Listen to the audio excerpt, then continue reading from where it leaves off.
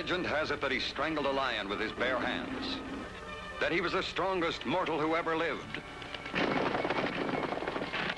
So highly was he regarded by the ancients that they named a constellation after him. Legend tells us that he surpassed mortal men in all things. Jupiter, ruler of the gods on Olympus, was his father, and his mother was a mortal. His name was Hercules. Who was he, really? Was he human or divine? Did he really perform the fabulous feats attributed to him by Homer, Ovid, and other writers of antiquity?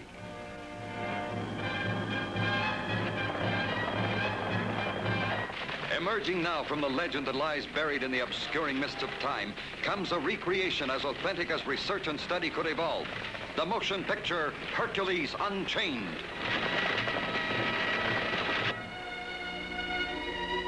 Produced on the shores of the Mediterranean, where Hercules lived, fought, and performed the glorious deeds about which poets have sung for 4,000 years.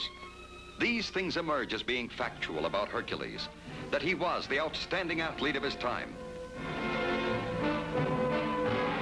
that no man surpassed him as a chariot driver, that he was a mighty warrior and a leader of men, fighting side by side with such legendary heroes as Ulysses, Laertes, and Orpheus.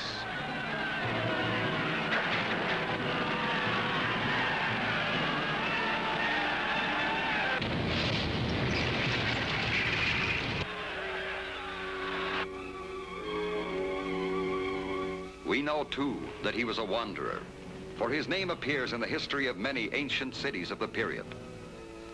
And wherever the name of Hercules was spoken, there legend grew. Stories like his conquest of the Amazons, a nation of women who destroyed all males.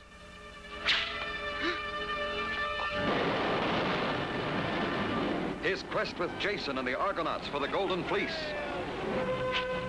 His victory over Antaeus, son of the Earth God, whose vigor was renewed every time he touched the earth and so had to be destroyed off the ground.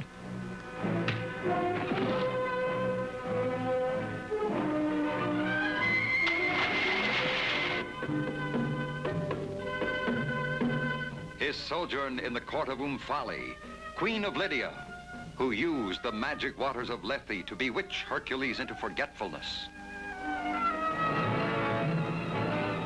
His rescue by his companions when memory and strength returned to him.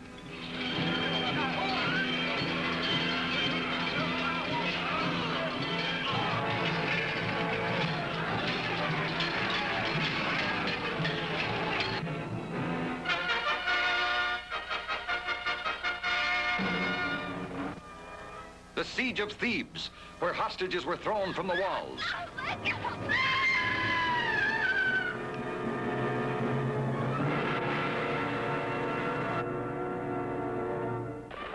Hercules returned to save the city of his birth.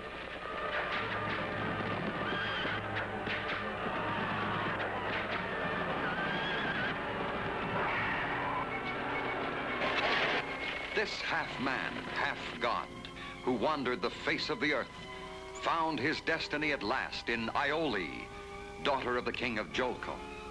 But the ancient Greeks, whether gods or heroes, were not known for steadfastness. And in this, perhaps, Hercules was all too human. Human or divine, legend or reality, fact or fiction, Hercules remains as the embodiment of all that is heroic. The warrior, the man of action, a legend unchained. Hercules Unchained.